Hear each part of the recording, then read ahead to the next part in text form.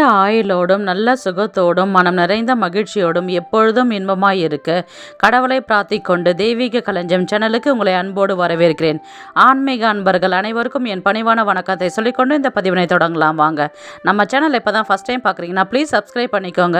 நான் போடுற பதிவுகள் உடனுக்குடன் உங்களை சேரும். அதன் மூலம் நீங்கள் கேட்டு பயன்பெறுவீர்கள். இன்றைக்கி எதை பற்றி தெரிஞ்சுக்க போகிறன்றது பார்த்தீங்கன்னா, ஆடிப்பூரம் என்னைக்கு வருது, விரதம் இருக்கிறதுக்கான பலன்கள், கோவில் எப்படி வழிபடுவது, வீட்டில் எப்படி எளிமையாக பூஜை செய்வது, அதை பற்றி முழுசாக தெரிஞ்சுக்கலாம். வாங்க வீடியோக்குள்ளே போகலாம். ஆடி மாதத்தில் பூர நட்சத்திரம் தனித்துவம் ஆனது. ஆடிப்பூர நட்சத்திரத்தில் உமாதேவி அவதரித்ததாக கூறப்படுகின்றது. ஆடிப்பூர நன்னாளில் 12 ஆழ்வார்களில் ஒருவரான ஆண்டாள் அவதரித்ததாகவும் இதனாலே சைவம் மற்றும் வைணவம் என 2 தலங்களிலும் கொண்டாடப்படுகின்றது. ஆடிப்பூரம் பெருமாள் மற்றும் அம்மன் கோவில்களில் கோலாகலமாக கொண்டாடப்படுகின்றது. அம்மன் கோவில்களில் அம்மனுக்கு வளைகாப்பு நடத்தப்படுவது வழக்கம். அன்னை உமாதேவி மற்றும் ஆண்டாள் நாச்சியாரின் அவதார திருநாள்.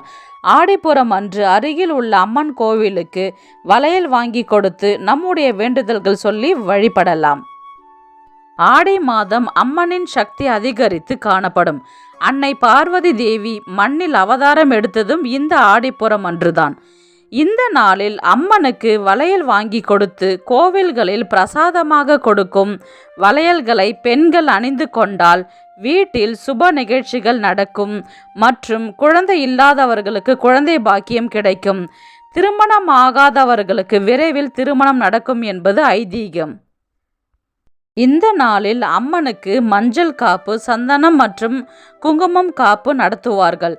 இதில் வளைகாப்பும் அடங்கும். ஆடிப்பூரம் என்பது 27 நட்சத்திரங்களில் ஒன்று. அதுவும் 11வது நட்சத்திரம்தான் பூரம். எல்லா மாதங்களிலும் பூரம் வந்தாலும் ஆடி மாதத்தில் வரும் பூர நட்சத்திரம் மிகவும் சிறப்பு. அதுவும் சுக்கிரன் ஆதிக்கம் கொண்ட நட்சத்திரம். சுக்கிரனின் தெய்வம் ஸ்ரீ ரங்கநாதர். இந்த ஆடிப்புறத்துக்கு பார்த்தீங்கன்னா 2 கதைகள் இருக்குது. ஆடிப்புறத்தில் பிறந்த அந்த ஆண்டாள் ரங்கநாதரையே நேசித்து அவரையே மணந்தாள் என்றும் ஒரு கதை.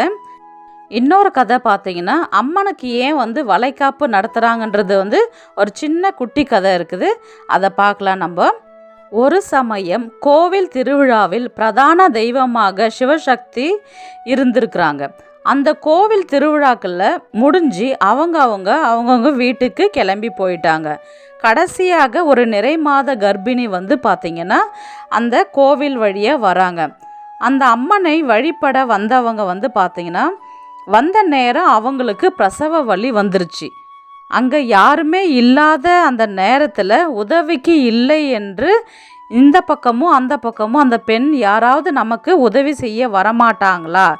ஏன்னா அவங்களுக்கு பார்த்தீங்கன்னா இடுப்பு வலி வந்து விட்டது.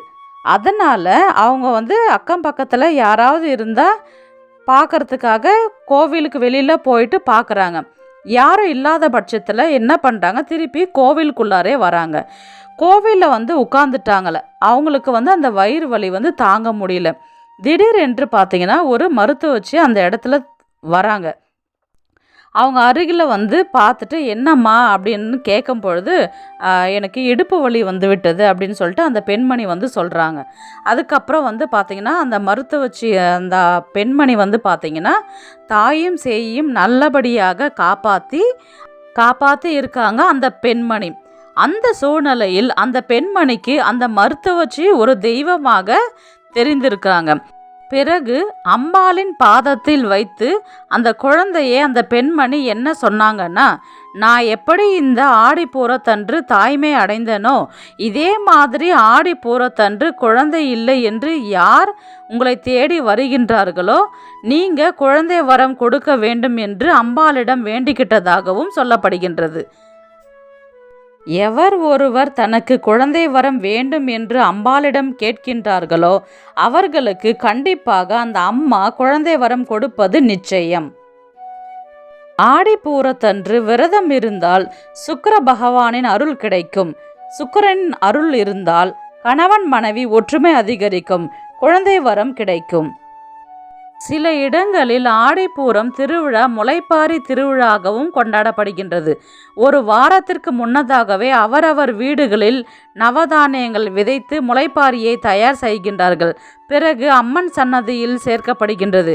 முளைப்பாரி எந்த அளவிற்கு வளர்ந்து இருக்கின்றதோ அந்த அளவிற்கு அந்த வருடம் செழிப்பானதாக இருக்கும் என்பது ஐதீகம்.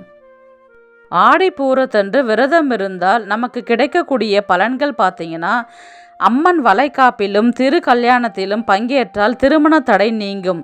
கோவிலில் வழங்கப்படும் வளையல்களை அணிவதால் திருமணம் ஆகாத பெண்களுக்கு விரைவில் திருமணம் நடக்கும். குழந்தை பாக்கியம் கிட்டும். தீர்க்க சுமங்கலி பாக்கியம் கிட்டும். கர்ப்பிணி பெண்கள் வளையல் அணிவதால் சுகப்பிரசவம் நடக்கும். ஆடிப்பூரம் என்னைக்கு வருதுன்றது பார்க்கலாம். ஆடிப்பூரம் நட்சத்திரம் பார்த்தீங்கன்னா ஆரம்பிக்கும் நேரம் ஜூலை 27ஆம் தேதி ஞாயிற்றுக்கிழமை மாலை 4:23 மணிக்கு தொடங்கி முடியும் நாள் பார்த்தீங்கன்னா ஜூலை 28ஆம் தேதி திங்கட்கிழமை மாலை 5:35 மணிக்கு முடிகின்றது. ஆடிப்பூரம் என்னைக்கு விரதம் இருக்குன்றது பார்த்தீங்கன்னா ஜூலை 28ஆம் தேதி திங்கட்கிழமை காலையிலிருந்து மாலை வரலையும் இருக்கலாம். மாலை 5:30 மணிக்கு பூர நட்சத்திரம் முடிகிறதுனால நீங்கள் அதுக்கு முன்னாடியே விரதத்தை நிறைவு செய்து கொள்ளலாம். பூஜை முறை பார்க்கலாம். வீட்டில் வழிபடும் முறை, கோவிலில் வழிபடும் முறை, இல்லை எங்களுக்கு எந்த வேண்டுதலும் இல்லை நாங்கள் அம்மனை கும்பிடலாம் என்று கேட்டால் தாராளமாக கும்பிடலாம். அந்த முறையும் நம்ம பார்க்கலாம். முதலில் வீட்டில் வழிபடும் முறையை பார்க்கலாம். பூஜை அறையை பார்த்திங்கன்னா சுத்தம் செய்துட்டு ஒரு மணப்பலகை எடுத்து சுத்தம் செய்து அதன் மேல் கோலம் இட்டு சிகப்பு நிற துணியை விரித்து அந்த பலகையில் வீட்டில் இருக்கும் ஏதாவது ஒரு அம்மன் படத்தை வைத்து அதற்கு பார்த்திங்கன்னா மஞ்சள் குங்குமம் வைத்து பூக்களால் அலங்காரம் செய்யலாம். அம்மன் படத்திற்கு முன்பு பார்த்திங்கன்னா வளைகாப்பிற்கு சீர் வைப்பது போல் சந்தனம் குங்குமம் வளையல் அட்சதை எல்லாம் வைத்து வளையல் கொண்டு அம்மனுக்கு மாலையாக கட்டி போடலாம். அப்படி மாலை கட்ட தெரியாதவங்க பார்த்திங்கன்னா அந்த வளையலை தட்டில் நிரப்பி அம்பாள் படத்துக்கு முன்னாடி நீங்கள் வச்சிடலாம். பிறகு அம்மனுக்குரிய மந்திரங்கள், லலிதா சகஸ்கரநாமம், அபிராமி அந்தாதி, ஸ்லோகங்கள் உங்களுக்கு தெரிஞ்சதை நீங்கள் அன்னைக்கு படிக்கலாம். அதுக்கப்புறம் பார்த்திங்கன்னா அட்சதை தூவி நீங்கள் தீப தூப ஆராதனைகள் செய்து கடைசியாக அம்மனுக்கு ஆரத்தி எடுத்து திருஷ்டி கழித்து பூஜையை நிறைவு செய்ய வேண்டும்.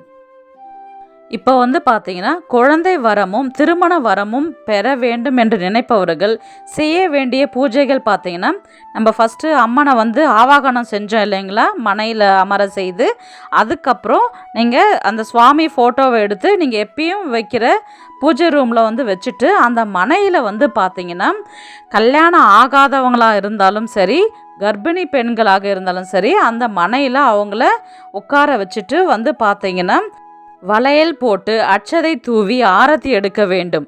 பிறகு தேங்காய் வெற்றிலை பாக்கு பழம் வைத்து முந்தானையில் நிரப்பி கொண்டு பூஜை அறைக்கு போயிட்டு அம்மனை மனசார நினச்சி என்ன தேவைக்காக நம்ம இந்த பூஜை செய்தோமோ அடுத்த வருடத்துக்குள்ளே எனக்கு குழந்தை வரமாகட்டும் இல்லை திருமணம் வரமாகட்டும் எனக்கு கிடைக்க வேண்டும் என்று அந்த அம்பாளை மனசார நினச்சி வேண்டிக் கொள்ள வேண்டும். மடியில் கட்டியிருக்கிறோம் பாருங்கள் தேங்காய், அது ஒரு இனிப்பு நெய்வேத்தியமாக ஏதாவது செய்து வீட்டில் இருக்கிறவங்கக்கிட்ட கொடுத்து சாப்பிடலாம். காரமாக எதுவும் செய்யக்கூடாது. கோவிலுக்கு சென்று நம்ம வழிபடும் முறை பார்க்கலாம். அன்று நாள் முழுவதும் விரதம் இருக்கலாம். தங்கள் உடல்நிலை பொறுத்து விரதம் இருக்கலாம். ஒரு பொழுது இருக்கலாம், அன்று நாள் முழுவதுமே இருக்கலாம். அது உங்களுடைய சௌகரியம். அதுக்கப்புறம் பார்த்திங்கன்னா கோவிலில் அம்மனுக்கு அபிஷேகம் செய்வாங்க. அபிஷேக பொருட்களை நீங்கள் வாங்கி கொடுக்கலாம். அல்லது அபிஷேகம் முடிஞ்சதுக்கப்புறம் சாற்றக்கூடிய புடவை கண்ணாடி வளையல்களும் நீங்கள் வாங்கி கொடுக்கலாம். உங்கள் வசதிக்கு எது கன்வீனியண்ட்டாக இருக்குதோ அதையும் நீங்கள் வாங்கி கொடுக்கலாம். இல்லை எங்களுக்கு அபிஷேகம் வாங்கி கொடுக்க முடியல, அபிஷேகம் பார்க்கலாம் என்று கேட்டால் தாராளமாக போய் பார்க்கலாம். இந்த பூஜையில் பார்த்தீங்கன்னா கன்னி பெண்கள் கர்ப்பிணி பெண்கள் சுமங்கலி பெண்கள் பூஜையை தாராளமாக கலந்து கொள்ளலாம். அதுக்கப்புறம் பார்த்தீங்கன்னா கோவிலில் பிரசாதமாக பார்த்தீங்கன்னா முதல்ல கண்ணாடி வளையல் தான் தருவாங்க. அதை வாங்கிக்கலாம். அந்த மாதிரி வாங்கிக்கும் பொழுது வந்து பார்த்திங்கன்னா கன்னி பெண்களுக்கு சீக்கிரமாக திருமண வரம் கிடைக்கும், கர்ப்பிணி பெண்களுக்கு வந்து சுக பிரசவம் நடக்கும், கல்யாணம் ஆனவங்க வந்து பார்த்திங்கன்னா அந்த வளையல் வாங்கும்பொழுது தீர்க்க சுமங்கலி பாக்கியம் கிட்டும். பூஜையில் முடிச்சுட்டு வீட்டுக்கு வந்ததுக்கப்புறம் மாலை நேரத்தில் வீட்டில் தீபம் ஏற்றி நீங்கள் வழிபாடெல்லாம் செஞ்சு முடிச்சதுக்கப்புறம் உங்கள் விரதத்தை வந்து முடிச்சு கொள்ளலாம். கண்ணாடி வளையல் வாங்கிட்டு வந்ததை வந்து பார்த்திங்கன்னா அதை வந்து நீங்கள் வீட்டில் போட்டுக்கலாம். வீட்டில் மகள் மருமகள் இருந்தாலும் அவங்களுக்கு போட்டு விடலாம். இல்லை வெளியூரில் இருக்கிறாங்க அப்படி என்றால் நீங்கள் அவங்களுக்குன்னு எடுத்து வச்சுருந்து என்றைக்கு அவங்க வீட்டுக்கு வராங்களோ அன்னைக்கு நீங்கள் கொடுத்து விடலாம். அந்த மாதிரி கொடுக்கும் பொழுது வந்து பார்த்திங்கன்னா நோய் நொடிகள் நீங்கும், அவங்களுடைய வாழ்க்கை வந்து சந்தோஷமாக அமையும் என்பது நம்பிக்கை. திருமணம் ஆகிவிட்டது, குழந்தை வரம் இருக்கின்றது என்று எனக்கு வீட்டில் வந்து அம்மனுக்கு நான் பூஜை செய்யணும் சிம்பிளாக அப்படின்னா தாராளமாக செய்யலாம். அது எப்படி செய்யுதுன்றது பார்த்தீங்கன்னா நம்ம எப்பயும் போல் பூஜை ரூமில் வந்து நார்மலாக வீட்டில் ரெகுலராக பூஜை பண்ணுவோம் இல்லைங்களா, அந்த மாதிரி நீங்கள் பூஜை பண்ணுறதுக்கு ஃபோட்டோஸ் எல்லாம் சுத்தம் பண்ணிவிட்டு பூக்கள் எல்லாம் சாட்டிட்டு அன்னைக்கு வந்து வளையல் வந்து வாங்கி மாலையை கோர்த்து நீங்கள் சுவாமி படத்துக்கு போடலாம். அப்படி எனக்கு கோக்கிறதுக்கு தெரியாதுன்ற பட்சத்தில் வளையலெல்லாம் வாங்கி நீங்கள் தட்டில் நிரப்பி வைக்கலாம். வளையல் கூட என்னென்ன வைக்கணுன்றது பார்த்தீங்கன்னா மஞ்சள், குங்குமம், வெற்றிலை பாக்கு, பூ, பழம், தாலி கயிறு, மஞ்சள் கொம்பு இதெல்லாம் வச்சுட்டு ஒரு இனிப்பு நெய்வேத்தியம் ஏதாவது ஒன்று செஞ்சு வச்சுட்டு அம்மனுக்கு தெரிஞ்ச ஸ்லோகங்கள் சொல்லலாம் அல்லது 108 அம்மன் போற்றிகள் சொல்லலாம். சொல்லி முடிச்சதுக்கப்புறம் நீங்கள் தீப தூப ஆராதனைகள் செய்ததுக்கப்புறம் பூஜையை நிறைவு செய்து கொள்ளலாம்.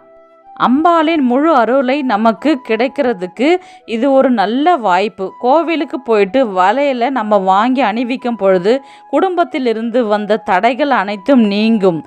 இந்த வீடியோ உங்களுக்கு பிடிச்சிருக்கும் நான் நினைக்கிறேன். இது போன்ற ஆன்மீக தகவல்களுக்கு நம்முடைய தெய்வீக களஞ்சியம் சேனலை சப்ஸ்கிரைப் பண்ணிக்கோங்க. அடுத்த ஒரு நல்ல வீடியோவில் சந்திக்கலாம். உங்களிடமிருந்து விடைபெறுவது உங்கள் புனிதவதி.